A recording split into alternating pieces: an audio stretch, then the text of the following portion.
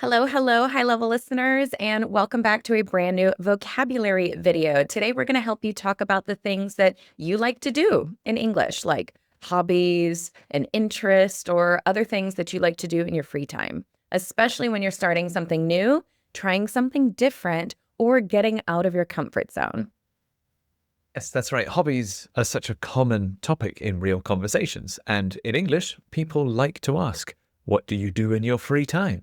Or if you've started something new, a good question is, have you taken up anything new lately?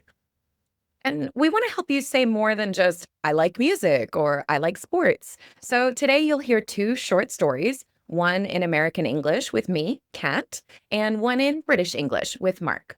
My story is about trying something creative. Yes, and then mine is about joining a group activity and meeting new people. And remember, if you want to keep improving your real life English, you can check out our Year of English vocabulary ebook. It's over 100 everyday topics. It's more than 2,000 useful words and phrases with PDF transcripts and MP3s to help you understand and speak more naturally. Okay, so let's hear Kat's story about her new hobby first. What do you do in your free time, Kat? Well, lately I've been trying to branch out and do something more interesting with my free time. So, guess what? I decided to take up painting. I've never thought of myself as particularly artistic, so at first I felt a little out of my comfort zone, but I'm trying not to put too much pressure on myself. I just want to enjoy the process, mess around with the colors, and set aside some time each weekend to unwind and try something new. Like you said, a very creative, artistic hobby. That sounds fun. Yes, thank you. So, Mark, have you taken up anything new lately? I've actually just joined a local walking group. I wanted to do something a bit more active and meet new people, but I also didn't want anything too intense or competitive. So this felt like a good middle ground. At first, I wasn't sure if I would fit in, but everyone was really welcoming. Now I look forward to it because it gets me out of the house, helps me clear my head, and breaks up my usual routine. All right. So don't worry if you didn't catch everything. We're going to go through each story line by line and explain all the best vocabulary in this video. And if you want even more study materials, you can also check out our picture dictionaries, word lists, and MP3 downloads in our Year of English vocabulary ebook with this topic and over 100 more. And you can find that in the link below. This segment is also a good time to practice shadowing or repeating after us. And this will help your speaking skills by copying our accent, our intonation, our rhythm, and your overall speaking. So we'll start with Kat's story and we'll go through it one more time and I'll ask her some questions. So what do you do in your free time, Kat? Well, lately I've been trying to branch out and do something more interesting with my free time. So, guess what? I decided to take up painting. Okay, so Mark asked me, what do I do in my free time? But I'm actually telling him something that I've been trying to do. So I said lately. And lately sounds like I'm late, but it just means recently. So lately, I've been trying to branch out. Now, branching out is like a tree branch. So it means that we are reaching out and trying new things. So I've been trying to branch out, meaning I've been trying new things. I've been looking for something new or interesting that's not in my usual tree, I guess. So I've been trying to branch out and do something more interesting. Now, when we think about crafts and hobbies and things like that, we do use the word make, but I wanted to do something, do something fun, do something interesting, do something new. So we always use the word do there. I want to do something more interesting with my free time. My free time. So when I have free time, I'm not working and I don't want to scroll on my phone. I don't want to get sucked into watching TV all the time. I want to do something more interesting with my free time. So, guess what? I use this with my friends all the time. Guess what? You want to guess? No, you don't want to get. Okay. Oh, I tell me. decided to take up painting. So, it's not really a question, but it is kind of a a suspense. Like, guess what? Guess what I'm doing? Guess what I signed up to do? I decided, so that's finished, right? I decided to do something. I decided to take up painting. Now, this is an interesting phrasal verb because if you take up something, we are usually starting something new. Okay. I'm going to take up cooking. I'm going to take up painting. I'm going to take up gymnastics. So we can kind of put any noun in there. Let's add the ing. So take up cooking, take up painting, take up singing. So we're going to start something new. So lately, I've been trying to branch out and do something more interesting with my free time. So guess what? I decided to take up painting. I think taking up or take up also sounds like you're committing to it for quite a long time. You're not just going to do this once and then quit. You're going to keep practicing and do it for quite a while. So, wow, I actually didn't know you could paint. I've never thought of myself as particularly artistic. So at first I felt a little out of my comfort zone, but I'm trying not to put too much pressure on myself. Okay, so this is kind of a mouthful, but I've never thought of myself as artistic. So that's kind of the basis of that. I've never thought of myself as a dog person. I've never thought of myself as A gym rat, a fitness fanatic, something. fitness fanatic, something like that. But so we can kind of say, oh, because I'm branching out, I'm trying something new. So I've never thought of myself as particularly artistic. Now, particularly means specifically or really. Yeah, I've never thought of myself as really artistic, right? I've never really thought of myself as that, as particularly artistic. Try to say that 5 times fast. So at first, I felt a little out of my comfort zone. Ooh, yes, this is a really good phrase, especially when you're branching out.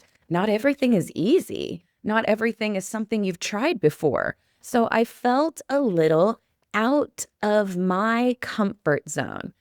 Your comfort zone is where you feel happy, healthy, things are easy, things aren't hard, you're not nervous, right? This is your life that you know how to do. But if you step outside your comfort zone, or if you feel a little out of your comfort zone, then that's when you're trying new things and you're not sure how they're going to go yet. You might be a little nervous about it as well.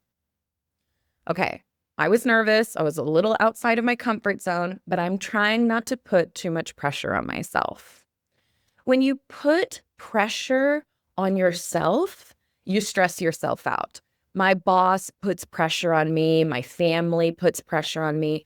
I put pressure on myself, and there's no need. It's a painting class. I don't need to put pressure on myself. So I'm trying not to put too much pressure on myself.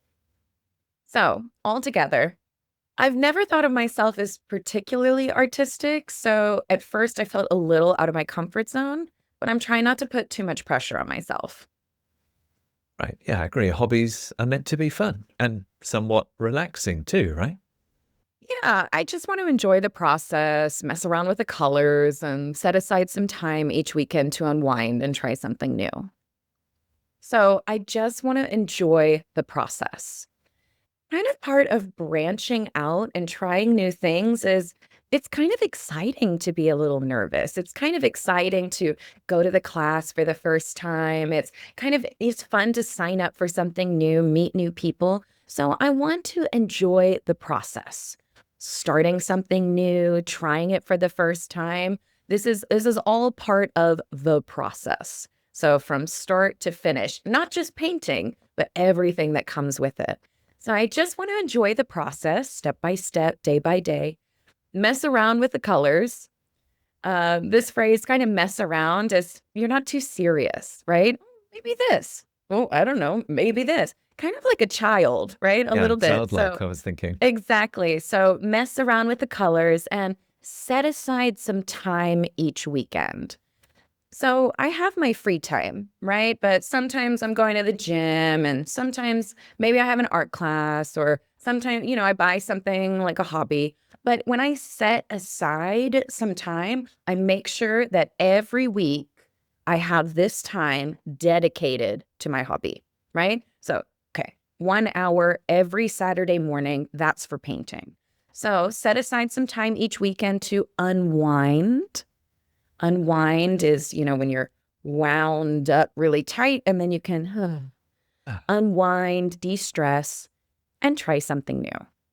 Okay, so to hear the whole conversation once more, So, Kat, what do you do in your free time? lately I've been trying to branch out and do something more interesting with my free time. So guess what? I decided to take up painting. Oh, wow. Okay. I didn't know you could paint. Well, I've never thought of myself as particularly artistic. So at first I felt a little out of my comfort zone, but I'm trying not to put too much pressure on myself. No, right. Of course not. Yeah. Hobbies are meant to be fun. At least, yeah, of course. Hobbies are meant to be fun and at least somewhat relaxing. Yeah, I just want to enjoy the process, mess around with the colors, and set aside some time each weekend to unwind and try something new. All right, so let's start with Mark's side of the story. Mark, have you taken up anything new lately? I've actually just joined a local walking group. I've actually just joined a local walking group. So I think I've got something a bit interesting to say. Actually, like this might surprise you, or this might be interesting or unexpected from me. I've actually just joined a local walking group. I've just joined, so maybe I did it this week, or maybe I did it very recently. I've just joined a local walking group. Local means it's in my area or it's in my neighborhood. And a walking group is people who meet together to go on walks. They might go through the countryside. They might go into different neighborhoods or places where there's lots of nature and nice things to see. So I've actually just joined a local walking group. Sounds fine. What made you choose that? I wanted to do something a bit more active and meet new people, but I didn't want anything too intense or competitive. I wanted to do something a bit more active and meet new people, but I didn't want anything too intense or competitive. So before I found the walking group, I wanted to do something a bit more active. Maybe in my free time, I wasn't really exercising. I wasn't really using my body. Maybe I was sitting at home and watching TV or playing video games. So I felt like I should do some more exercise. I wanted to do something a bit more active and meet new people. You can go to the gym and not meet anyone or not make new friends, but I want to meet new people. I want to find people in my area and maybe make friends with them. But I didn't want anything too intense or competitive. Some people take up hobbies like sports and they enjoy the competition. They want to beat the other team or they want to win or be the best. But like Kat said earlier, I don't want pressure and I don't enjoy the pressure. A hobby is supposed to be fun and relaxing. So something competitive doesn't sound super fun. So I wanted to do something active that's also not really a sport or doesn't involve beating or winning. And I also didn't want anything too intense. Intense can also be from the competition, the focus, or it could also be physically intense. If you do a really hard workout, that's an intense exercise. And I didn't want that either. So that's why I chose the local walking group. So I wanted to do something a bit more active and meet new people, but I didn't want anything too intense or competitive. Oh, yeah, that makes total sense. Yeah, this felt like a good middle ground. This felt like a good middle ground. So choosing the local walking group felt like a good middle ground. When I chose it or when I decided, it felt like a balance between active but not competitive and super serious. A middle ground is something in between. It's a compromise. So it has a little bit of active and getting outside. It's got meeting people. And yeah, it seems like a perfect mix. It seems like this felt like a good middle ground. Absolutely. How's it been going so far? At first, I wasn't sure if I'd fit in, but everyone was really welcoming. At first, I wasn't sure if I'd fit in, but everyone was really welcoming. So at first, or at the beginning, maybe the first time I went, at first, I wasn't sure if I would fit in. Maybe the first time I went, or even before I went, I was thinking about the group, and I didn't know if I'd fit in. I want to fit in means I want to get along with the people. I want to have the same sense of humor, maybe the same interests, and just be able to spend time together easily. I want to fit in. I don't want to feel like I'm different or there's a group of friends and I'm on the outside. I want to fit in to collect together. And everyone was really welcoming. Welcoming people like meeting new people, and they accept new people into the group. They say, yeah, come, join us. Where are you from? Do you like walking? Have you been here before? Maybe they ask you lots of questions. They want to make you feel comfortable and relaxed. So a welcoming group is great. It's an easy one to fit into. So at first I wasn't sure if I'd fit in, but everyone was really welcoming. Oh, that really makes such a big difference. Yeah, now I look forward to it because it gets me out of the house, helps me clear my head, and breaks up my usual routine. So now I look forward to it because it helps me get out of the house, helps me clear my head, and breaks up my usual routine. So now I look forward to it. I'm excited to go on the walks. I'm excited to join the walking group and go out. It gets me out of the house. It gets me out of the house sounds like if I maybe don't always want to leave. Maybe the weather's not very good. There's something good on TV, but I committed to this group. I signed up for it. I should go. It gets me out of the house, like it takes me out. And that could be just a good way to get out and be active. It helps me clear my head. When you're walking or doing some exercise, sometimes it can help you relieve stress or blow off steam, and you just stop thinking about work. You stop thinking about your problems. It helps me clear my head. So when I finish the walk, I feel better. And it breaks up my usual routine. It breaks up means it changes.